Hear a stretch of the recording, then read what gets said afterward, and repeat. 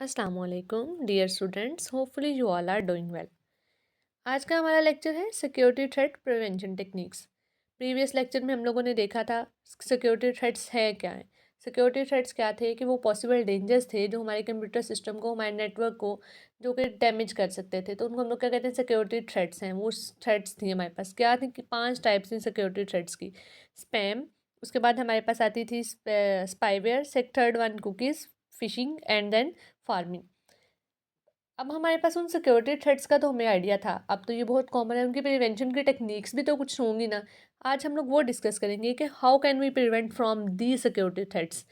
First one क्या है, spam filters. Spam filters में क्या होता है, आपके पास वो टूल्स या सॉफ्टवेयर, स्पैम फिल्टर क्या है, वो टूल्स और सॉफ्टवेयर्स हैं जो खुद ब खुद डिटेक्ट करेंगे अनवांटेड मैसेजेस को। लाइक हम लोगों ने स्पैम कहा, क्या कहा था कि अनवांटेड मैसेजेस होते हैं जो कि हमारे ईमेल या सेलफोन पे मैसेजिंग ऐप पे आ जाते हैं।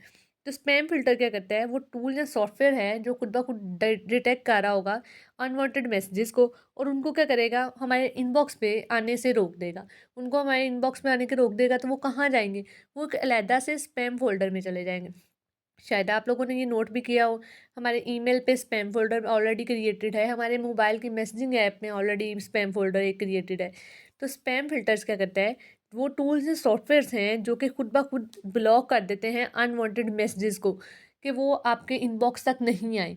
वो कहाँ जाएंगे, वो आपके स्पैम फोल्डर में चले जाएंगे। फॉर एग्जाम्पल, ऐसा समटाइम्स ऐसा हो कि आपके पास एडवर्टाइजमेंट के लिए ईमेल्स आती जा रही हैं, किसी ब्रांड की एडवर्टाइजमेंट है, वो आपको अटैक, लाइक वो साइबर अटैक की तरफ से है, तो आपको ईमेल्स कर रहे हैं। तो वो क्या करेंगे, ईमेल का स्पैम फोल्डर जो है वो खुद ब खुद डिटेक्ट करेगा, वो सॉफ्टवेयर, वो एल्गोरिदम डिटेक्ट करेगा, और उन ईमेल्स को आपकी इनबॉक्स पे आने नहीं देगा, इंपॉर्टेंट ईमेल्स में नहीं आने देगा। वो उनको उन खुद ब खुद क्या करेगा, आपके स्पैम में रिडायरेक्ट करवा देगा। शायद आप लोगों को समझ आ गई हो। अब स्पैम फ़िल्टर क्लियर हो गया। स्पैम फ़िल्टर क्या है कि वो टूल्स और सॉफ्टवेयर्स हैं जो कि खुद ब खुद ऑटोमेटिकली अनवांटेड मैसेजेस को डिटेक्ट करेंगे और हमारे इनबॉक्स तक नहीं आने देगा, उनको एक अलहदा फ़ोल्डर जो है स्पैम फ़ोल्डर में रिडायरेक्ट करवा देगा। नेक्स्ट वन क्या था हमारे पास, स्पाईवेयर। स्पाईवेयर में क्या होता था कि वो एक, जब हम लोग किसी सॉफ्टवेयर को डाउनलोड करते थे तो उसके साथ एक सॉफ्टवेयर या एक टूल जो था वो डाउनलोड हो जाता था, जो कि हमारे कंप्यूटर की, हमारे सेलफोन पे सारी की सारी एक्टिविटीज़ को करता था, मॉनिटर करता था। अब एंटीवायरस सॉफ्टवेयर क्या करेगा, हमारे कंप्यूटर को और हमारे सेलफोन्स को, अगर हम लोग, हमारे मोबाइल में एंटीवायरस सॉफ्टवेयर ऑलरेडी अब इंस्टॉल्ड हैं, समटाइम्स हम लोग ऐसा करते हैं कि किसी मोबाइल को, किसी डाउनलोड करते हैं किसी एप्लीकेशन को, किसी फाइल को, तो उसके साथ क्या होता है, एंटीवायरस सॉफ्टवेयर क्या करता है, स्कैन करता है। सबसे पहले वो स्कैन करेगा, ये जो आप एप्लीकेशन डाउनलोड कर रहे हो ये ठीक भी है कि नहीं।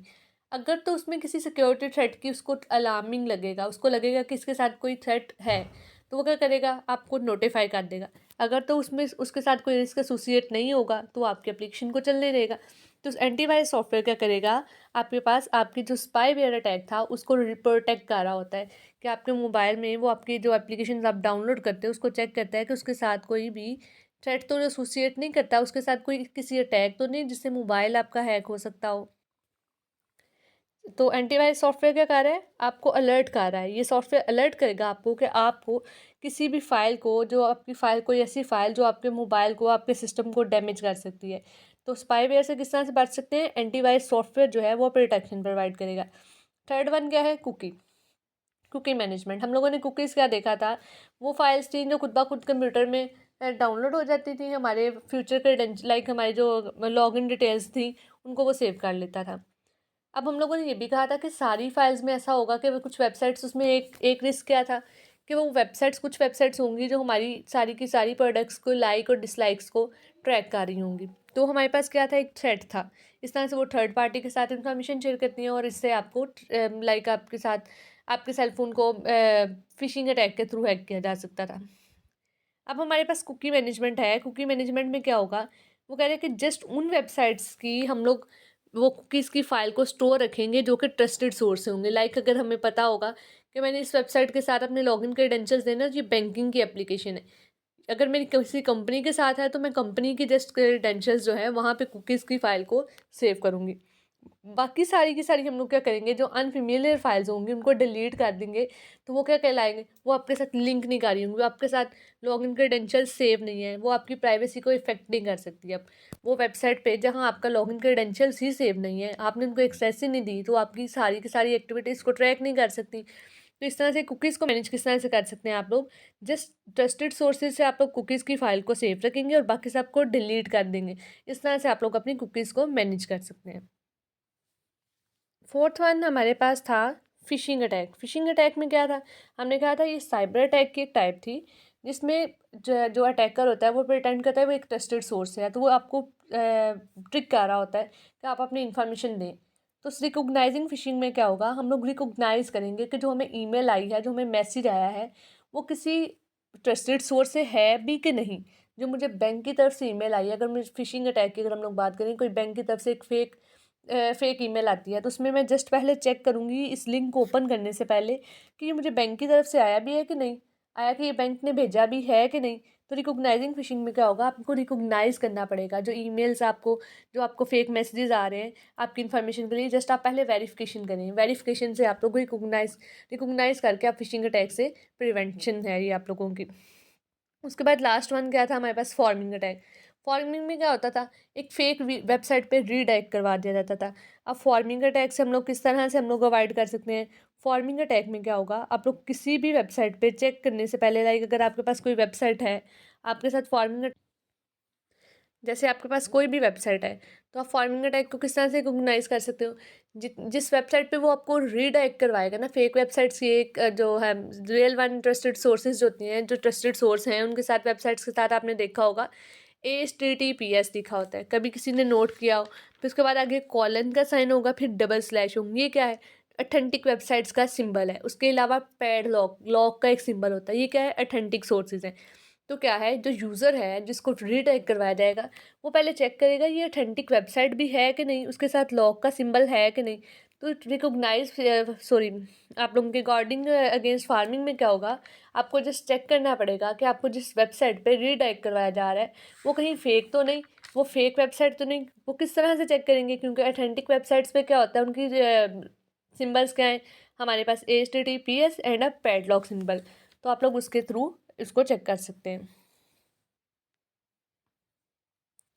यहाँ तक क्या था आप लोगों की, अब सिक्योरिटी थ्रेट प्रिवेंशन की टेक्निक्स थी कि हम लोग किस तरह से जो सिक्योरिटी थ्रेट्स हैं उनके अगेंस्ट खुद को प्रोटेक्ट कर सकते हैं।